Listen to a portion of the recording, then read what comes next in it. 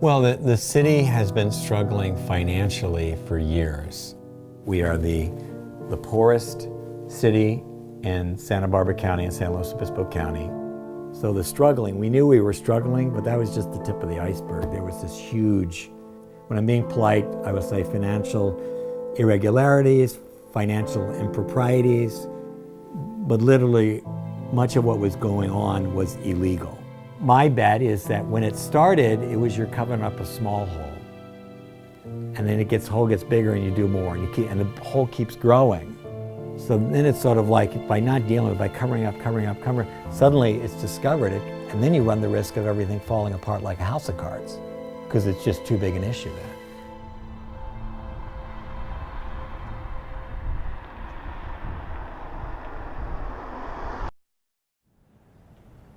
You know, when you get down to it, what's the most important thing about city government? To me, it's really three things. The first is when you dial 911, either the police or the fire department show up at your doorstep. The second thing is when you turn on the tap, you've got safe water to drink. And the third thing is when you flush the toilet, it goes away and you don't even have to think about it. So we, in essence, what is Guadalupe, a city of art? That's what we're trying to focus on. In California, the cities that have money have sales tax and what's called the transient occupancy tax. That's the bed tax on hotel rooms. Now the issue is Guadalupe has no big box stores at all, no car dealers. The only chain anything we have in Guadalupe is a Chevron dealer. We do not have even a chain grocery store. The grocery stores here are mom and pops. So we have very low sales taxes, and we don't have a single hotel. So we have no TOT, no bed tax. So we have no money. You know, one of the ways you make ends meet is you stop taking care of your infrastructure, whether it's your buildings, whether it's your parks, whether it's your equipment. And you can do that for a while, but then you sort of reach this point where they're just failing all over the place. My name is Shirley Juarez Boydston. Was born and raised here in 1928, left in 1945, and came back in 1993. This is part of our walking tour that we hold through the Historical Society every third Saturday of the month, or if a group wants to set up a special day and my legs are working, I'll do it. Every building in Guadalupe has been many things. We recycle well here. Since it's open, I'm going to point out where the grove of eucalyptus trees is where our slaughterhouse used to be.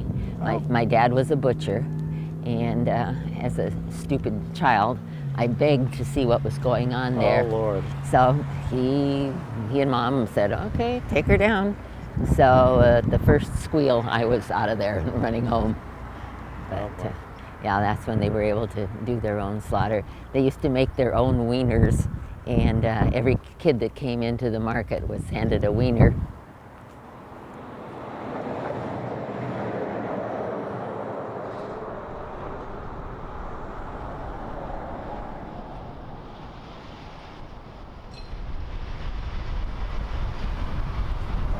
Crossing? Or yes, we're going to cross. Take our life into our hands.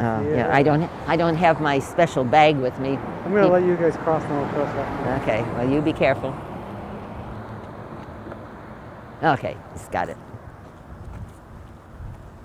Yes, this is a very dangerous spot, but Caltrans won't put a walkway in.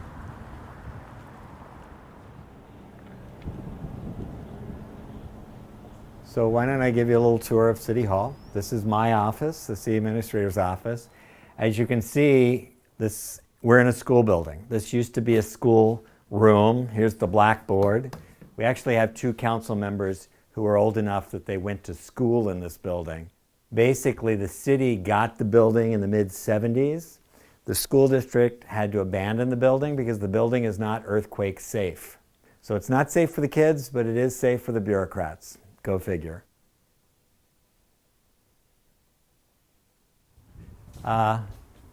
This is an interesting, so it says building and fire safety. So this is the building permits, and why does it say both?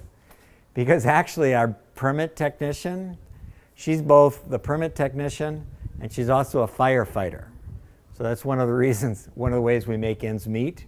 So my office is between the building permits and the fire station. So I know there's a fire call because I hear her slam her door here, locking it, running up to the fire station to hop on the truck to get out and answer a fire or a medical emergency or a crash. So when that happens, we regularly have people saying, hey, why is the permit office closed? And I say, well, because there's a fire call and she's responding to the call.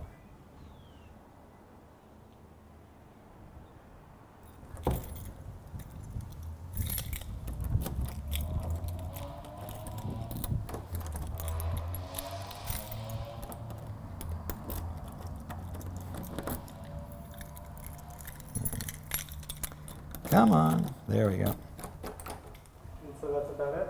That's about it, Mr. William Johnston-Carter. Let me step back and sort of explain how city government finances work. So people, our citizens, see us as one government, and because you as an individual, you have your one bank account. You know, everything goes in it and everything gets paid out of it. That's not the way city government works. You actually have separate bank accounts, if you will, separate accounts, separate funds they're called. And from a legal aspect, they have to be kept legally and separately distinct. So we have a water enterprise fund. The way it's supposed to work, you pay your rates, your water bill every year. That money goes into that account and it can only be used for water expenses. Similarly, we have a wastewater, sewer enterprise fund. You pay your sewer rate, the money goes in, it's supposed to only be sewer. So what's the first thing I discover? Well, the first thing I discover is that we are charging park irrigation water, the water to irrigate our parks. We're charging that expense to the street funds. That's not allowed. Then I discovered that the electricity for City Hall, which we own, the Senior Center, which we own, and the American Legion Hall, which we own, we're charging that electricity to the street lighting district. That's not allowed. So right now, the lights are on in my office. That lighting is not doing anything to light the streets. That is not allowed. Then I discover our workers' compensation costs, which are significant, are not being charged as a percent of payroll. They're being overburdening the special funds and undercharging the general fund. And so I went from $25,000 projected deficit to a theoretical deficit of about $630,000 because we were literally charging about $500,000 too much in these interfund transfers.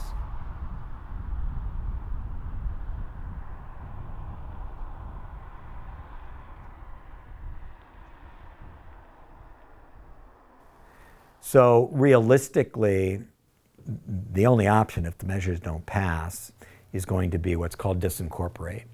And so we would no longer be a city. We would go back to being a part of the county. And then it's the county government responsibility to provide police and fire protection. The issue is, right now, Guadalupe, the police department is located in City Hall, within city limits. Same the fire department in City Hall, within city limits.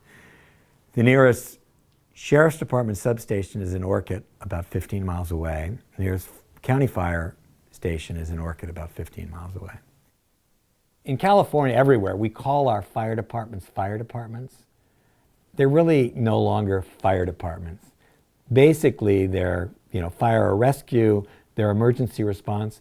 The majority of their calls are medical response. So the issue you have, very real, and I'm not trying to use hyperbole or something, but if you have a heart attack, if you're having a stroke, if you're having a seizure, the difference between 5-minute response and a 20-minute response can be death, can be coma, permanent paralysis, what have you. So that's a very serious thing. I'm relying on that we've informed them, then I'm relying on the fact that they will understand how important this is. And it really comes down to, do you want to be assured of having police and fire protection in this town? And also, do you want to be your own city? Normally I am opposed to tax increases. I am usually opposed to bonds in the general sense that I think the government has enough money and they should be a little bit more fiscally responsible with what they have. But I think in this case, it is important that we do approve these measures. Well, very most important election ever. The initiatives we have to pass, all three, are measures that will save the city for short term. I think it's a lot better town than most people give it credit for. There's very little crime here, and I hope that more people will come out here and see Guadalupe. I feel good about it. I feel we need it. Yeah, and we do too.